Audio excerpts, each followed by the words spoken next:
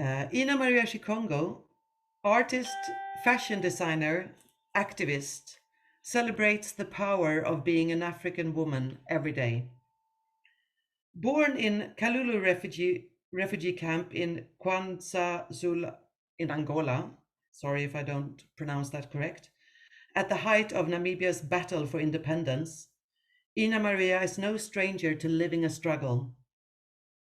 Spending the first years of her life in refugee and military camps, the young girl was whisked away to East Germany in 1985 as part of a program to foster war orphans and give them a chance to live another day away from fighting, with the hope they would one day return to build a free, new, and socially just future. And I think it's very beautiful because actually it seems to have worked. Inspired by her community work and the birth of her three children, Ina Maria set up an NGO with friends around a permaculture initiative in 2015, seeking to beautify children's playgrounds with sustainable gardening.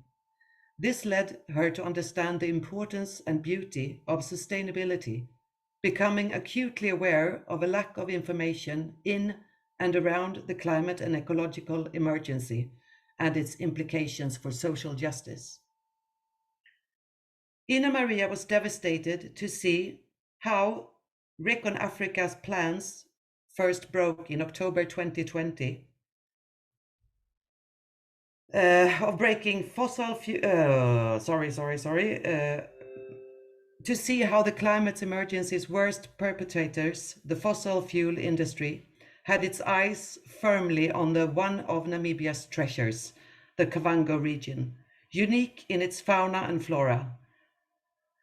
And this is where we'll stop, but there's so much more text and it's all interesting. So really, the one who wants to, has the skills, write a book about Ina.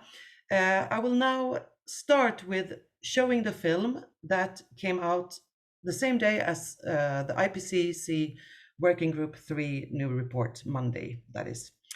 And after that, we have a very competent and professional moderator who will take over, I'm pleased to say. So I will share the screen now.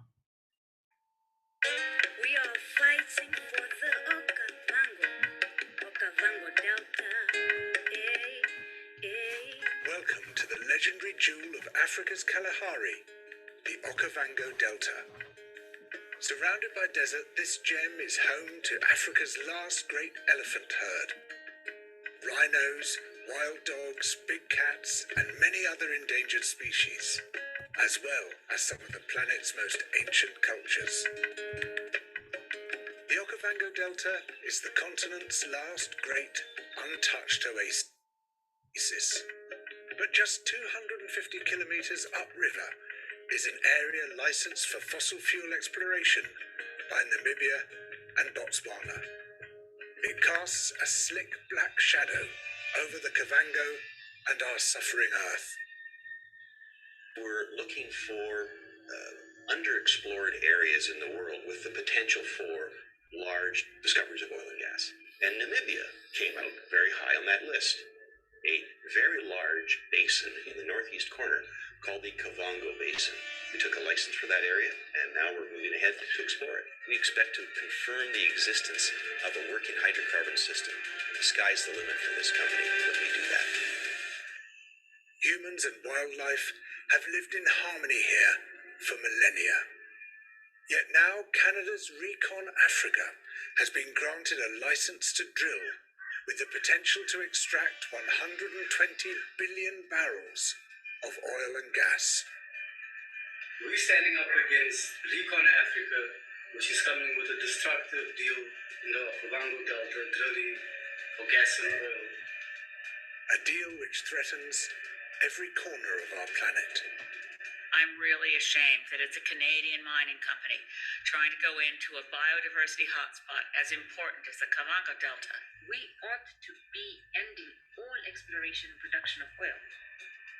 As money and profit are prioritized, we are driven towards a sixth great mass extinction. But But for fossil fuel companies, it's business as usual. A business that has scarcely changed since 1956, when the first commercially viable oil wells began to pollute the Niger Delta in Nigeria. I would not live with myself if I allow this to become another Niger Delta and destroy an entire ecosystem. Our people are jobless, the areas have been destroyed, the waters have been polluted. No profits can justify the death and destruction left in its wake. The impacts of the climate emergency are already taking their toll on southern Africa.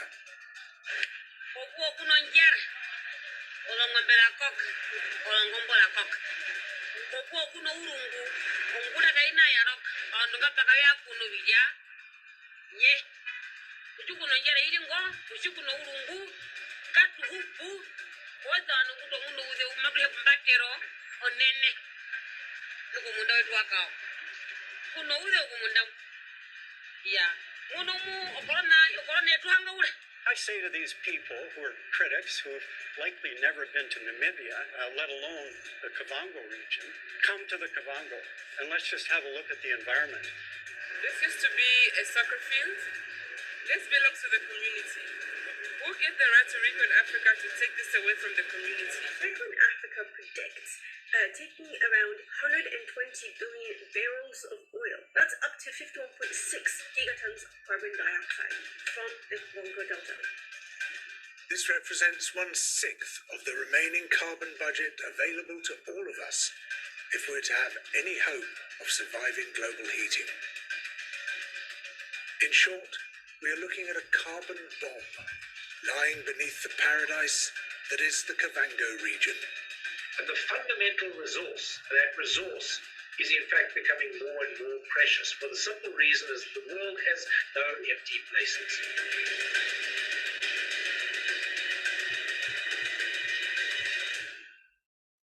We are meant to be guardians of this beautiful jewel of a planet. We don't want your oil and gases. Now is not the time to be drilling for oil and gas. Disruption is likely or most likely to cause to wildlife and the danger it poses to underground water and local drinking water. They've also been seen to construct the contamination ponds which host radioactive brines. Just above the potential oil field, the precious water flows through the desert.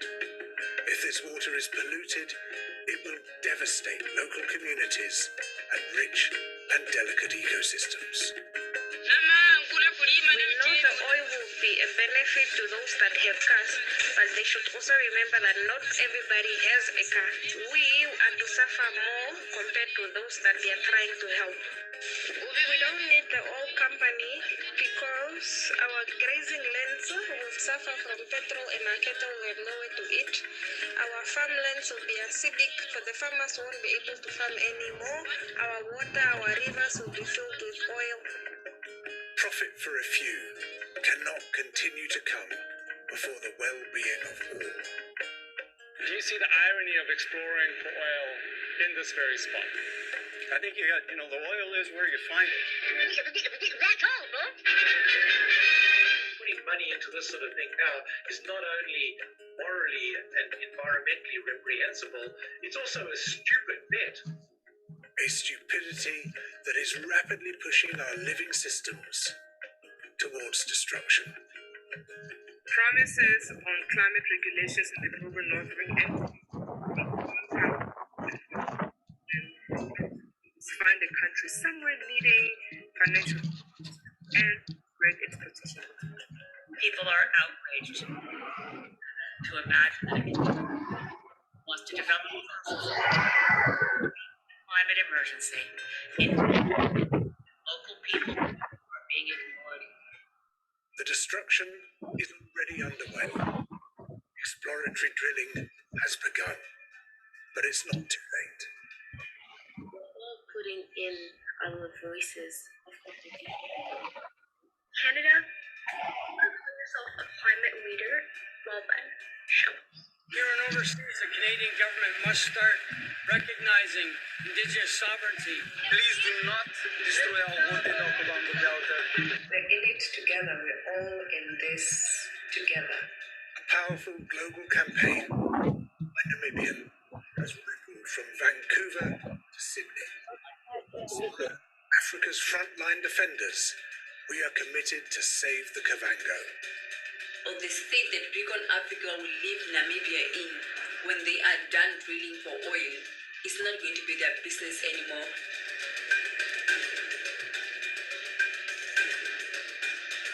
Instead of drilling for more oil and gas, we need clean energy, such as solar electricity and wind power. To stand even a small chance of avoiding environmental collapse, we must leave oil and gas in the ground and listen to the voices of Africa.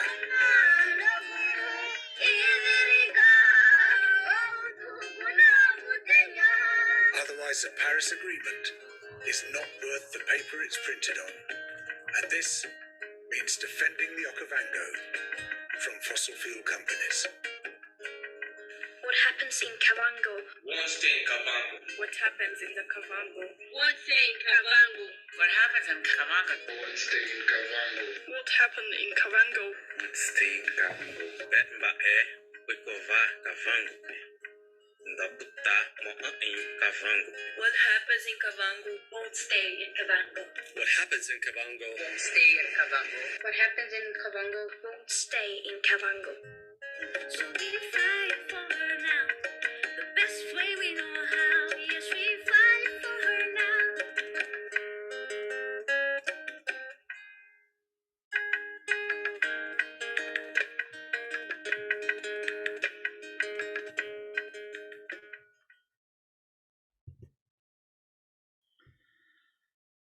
So, yes, Ina Maria, you asked me to come with some reflections afterwards.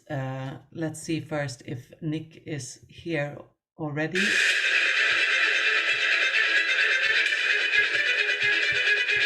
Okay.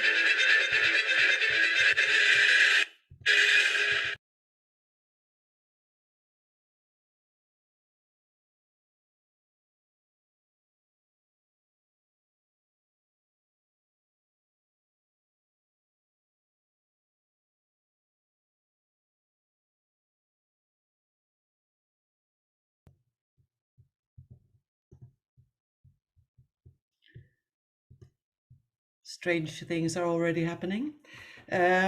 Sorry about that. Maybe we need someone more in the group to throw out trolls if they arrive. So I make Alistair. Oh, now it's Nicholás here as well. Perfect. I make Alistair again co-host. Please help throw out if someone unmutes themselves. Yes, I would like to say this film was released the same day as the IPCC Working Group 3 report came out. And it was all about empower the grassroots movements, restore nature, stop consuming, minimize your consumption, change your ways of travel, stop investing and subsidizing fossil fuels and all that. And still, new licenses are sold and given out to look for more, to extract more in delicate places where biodiversity is fragile.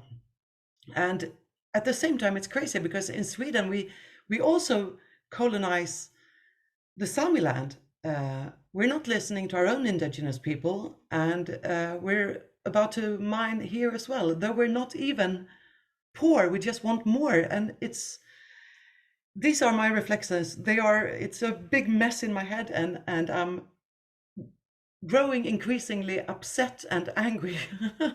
And with this said, I'm happy to leave the word over to Nick because I'm going to start crying soon.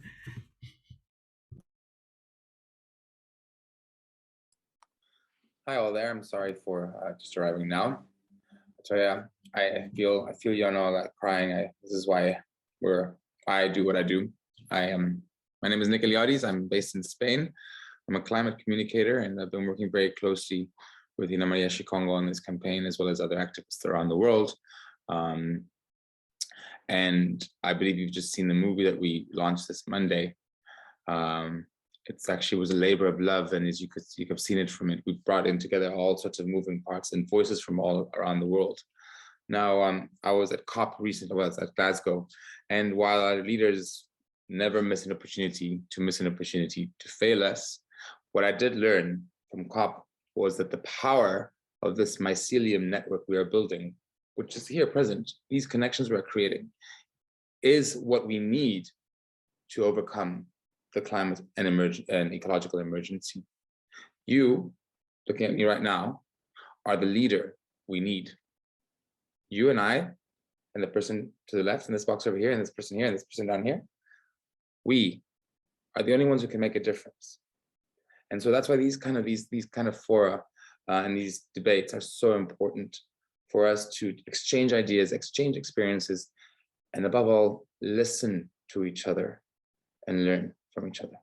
So without further ado, I would like to invite Ina to launch our conversation here and ask her, Ina, the video ends with Kavango. What happens in Kavango won't stay in Kavango. Even Greta said that in the video.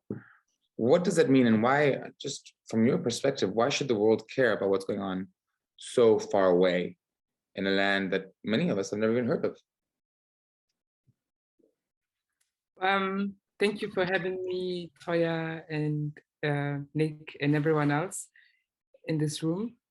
And well, when looking at the latest IPCC report or the Tinder report, they are saying that we need to start phasing out fossil fuels, and we need to start as early as 2025, which is like in 3 years. And the reason being is obviously because all of us are being impacted. I mean, like right now it's just snowing in Sweden. It should not be snowing in Sweden. It was a literal fool's joke, but it was not. So is the climate playing jokes on us, or is it the fossil fuel industry?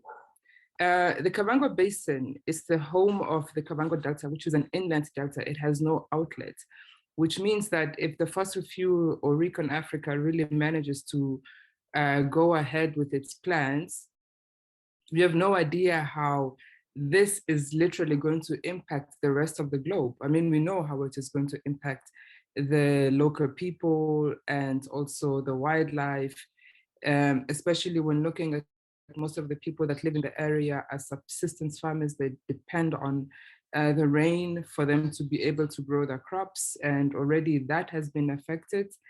So we have to work as a global community to stop these industries, not because they are affecting people somewhere in Africa, because you never talk about what is happening in Africa, but because it is going to affect the rest of the globe. And Recon Africa is literally compromising the carbon budget that was set out, and they risk contributing a sixth of the carbon budget. I mean, taking it away. So that is literally compromising our efforts to try and find solutions, not only for the people in my country, but for the globe as a whole. What is going to happen in Kavango will not stay in Kavango. The toxins will continue accumulating. There is no outlet. So I can't even go into the nature aspect of it, or even talk about the First Nations that have been living off the land for centuries. Their home reduced to reserves. And this is something that we see globally, where indigenous nations are put in reserves. The lands are being taken away by mining companies, just like it is happening now in Sweden. Indigenous lands being invaded by multi-corporations. But Kavango is very important, not only because of the carbon bomb, but also because it is the home of Africa's, well, it is the home of our elephants. It is the biggest, it is the largest home that they have, even though they are now starting to sell them off. Are they now selling them off so they can make way for the fossil industry to be able to do its devastation or cause its ecocide within the Kavango Basin? We don't know. But regardless of what the predictions are, of what the IPCC says, or what the Tyndall report says, it is important to work together as a global community so we can save the planet. But before that, save the innocent people that have nothing to do with this industry. They don't even need fossil fuels for them to continue living, to continue surviving for another century. The ones who are dependent on the fossil fuels, they are the problem. You touch on very interesting issues there, and I would invite anybody to join the debate. Like, if you want to raise your hand or ask a question in the chat, please feel free to do so. We want to make this as interactive as possible. It is interesting that you mentioned both the Tyndall report and the IPCC report that just came out in terms of these global solutions. And of course, I would draw our attention to the Hague Shell Court ruling last year, in which they basically the oil and gas industry is beginning to become responsible. At the same time, you have an organization like the IEA, International Energy Agency, who has said that all the oil that we need is already, we have it, we can't take out any more. And the IPCC report that came out in January, as the war in Ukraine took off, also said the same thing. There is no room for new oil. It needs to be kept in the ground. And so, of course, Kavango is a bit of a symbol of this, along with places like Vaca Muerta in Argentina. These are flashpoints around the world where we can see this model, the death throes, as it were, of the fossil fuel industry. Alistair Skelton, I see you've raised your hand, please. Thank you very much, Nicholás and Ina Maria. Thank you for being with us today at the Researchers Desk. Put briefly, you're talking to a bunch of climate researchers. You don't need to convince us that it is a terrible idea to drill for more oil anywhere in the world, and to choose such a fragile ecosystem that, as this one, is even worse. Not just for the people who will be affected, but also for the many, many different species that are no doubt adversely affected. I'm not an expert on biology. I don't know what species are affected, but I'm sure there are lots. I am an expert on carbon, and I completely, fully support everything in the IPCC report, and none of it supports drilling for oil anywhere in the world, particularly not where you're talking about. So with a bunch of scientists here, the most important thing I think always is, what can we do? What can we proactively do to support, to help make this not happen? Do you need scientific statements? What do you need? How can we proactively contribute to the work to stopping drilling for oil in this location? I think, well, at this point, we need all support that we can get from all different angles. And I mean, we have been handing in petitions, not only to our parliament or to the respective ministry, especially because the water permits are not in place, and we've handed in petitions. There were hearings within parliament where the ministry could not prove that the company does have its water permits. But our biggest problem, our biggest threat, it is the government lobby, because our governments are in it as well, which makes it very difficult to stop.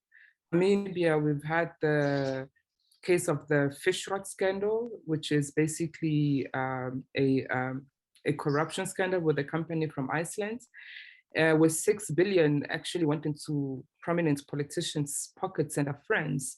We are a country of now close to 3 million.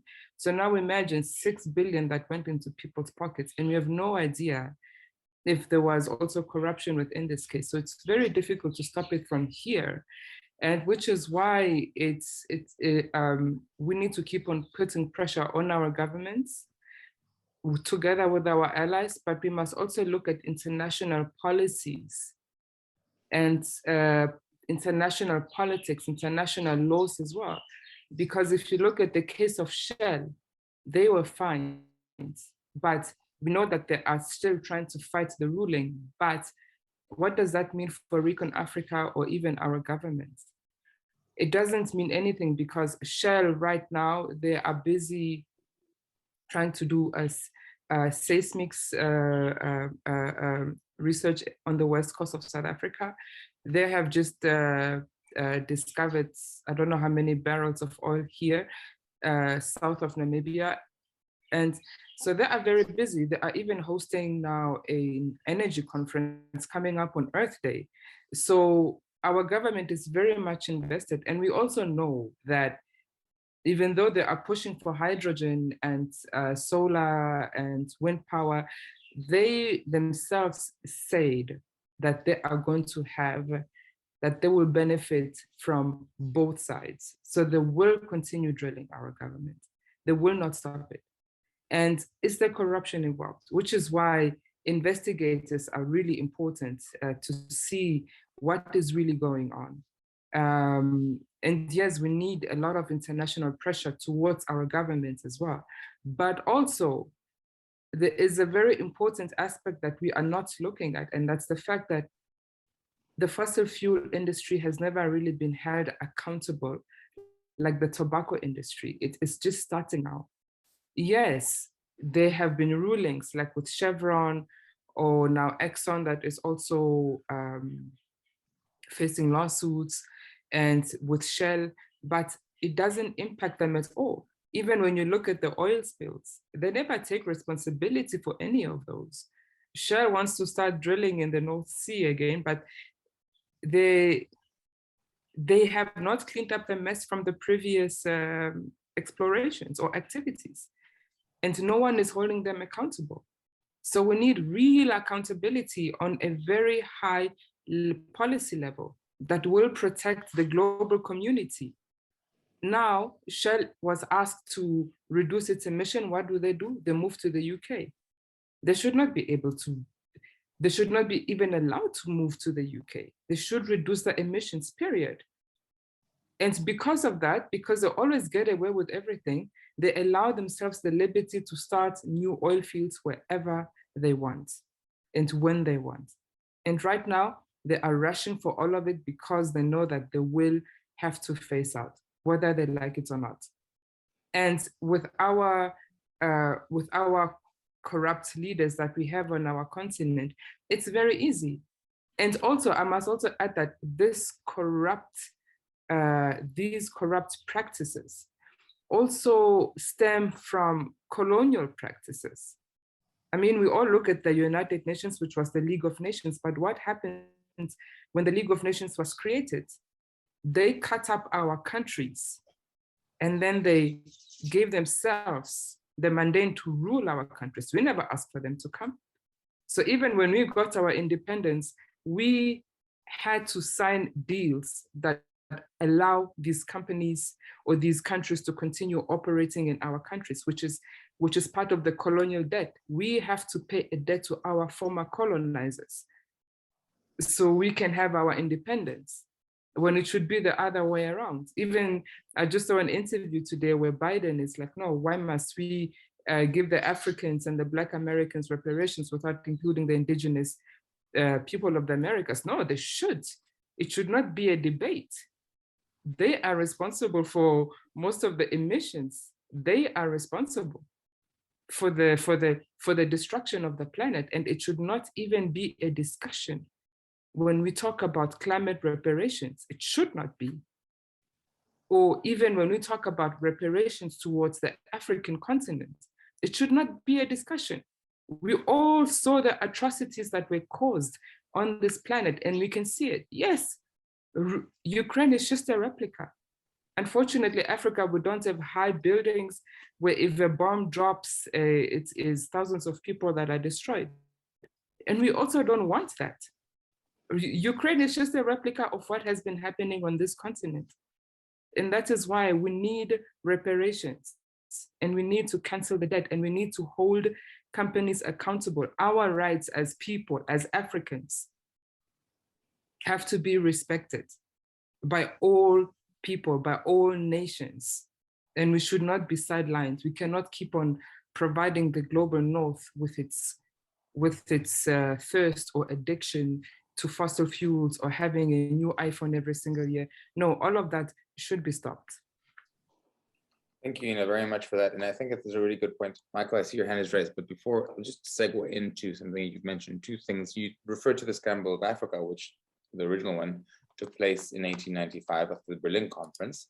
And then that's when the continent was partitioned, and that's why we see these straight lines.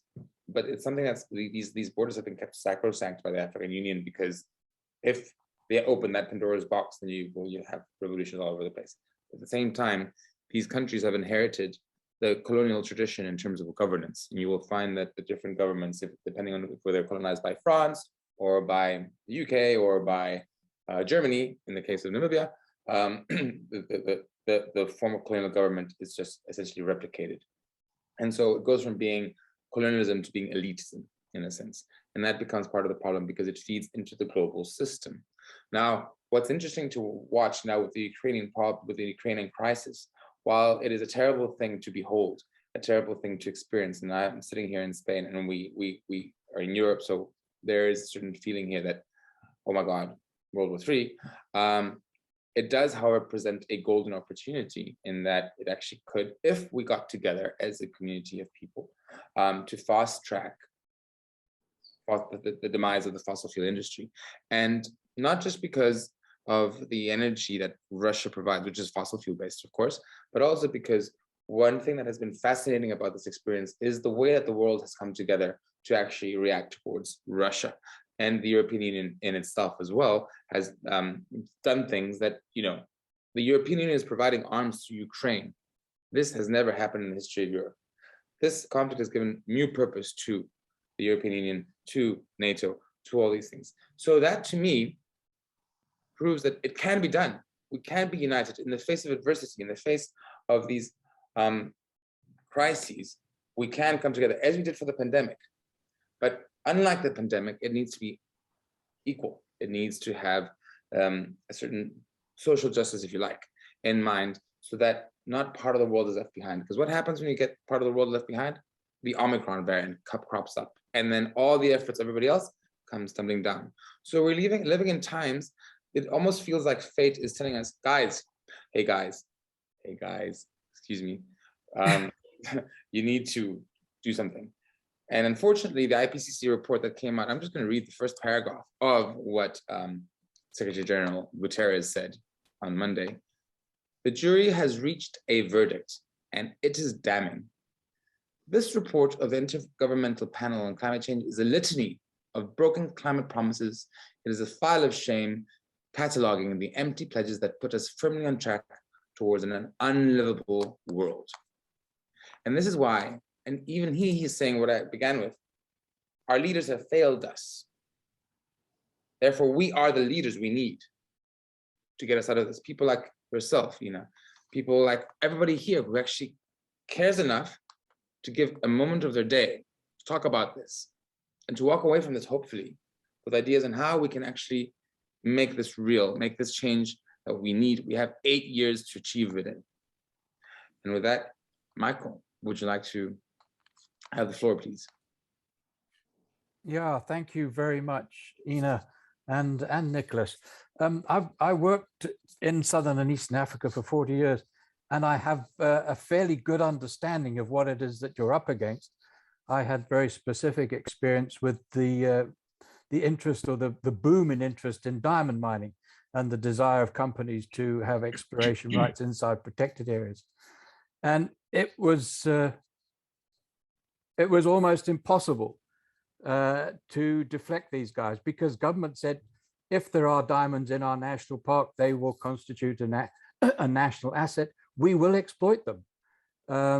and you've got the same thing in the Kavango region, but in a much greater scale because it's oil, and the world at the moment is still dependent on fossil fuel energy.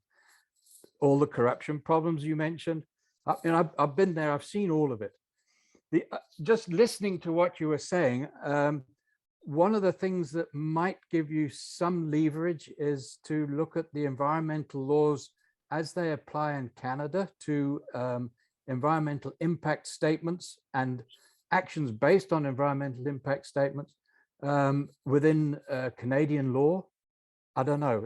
It's one way that I would have a close look at anyway, to see what had been done in terms of impact assessments, what the findings were, what people decided to do or not to do in relation to that, and see if there is any scope there for taking legal action. The crime of ecocide has been promoted, it's being talked about, it's growing, the idea that people can be prosecuted for committing ecological crimes that affect human well-being. The movement is growing. There are increasing number of cases at national level where governments are being sued by citizens in one form or another for not taking appropriate action with regard to climate change. So I think there's one avenue there that you could work on.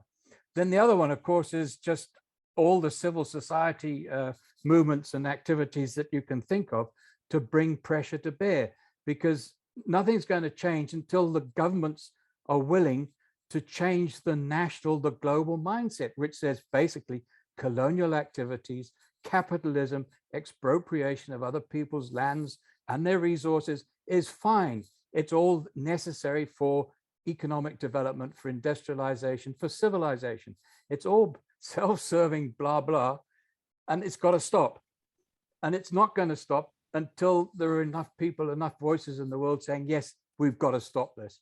So those are my two thoughts. One is pursue all the legal avenues that you possibly can, and the other one is just keep going with the civil society action. Thank you.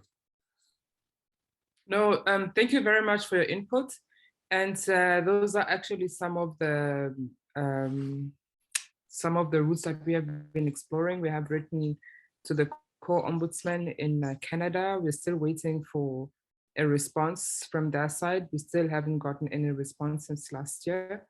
We are also working closely with people like Elizabeth May, the Green Party, for advice. And currently we know that Recon Africa has got lawsuits in Canada, in the US,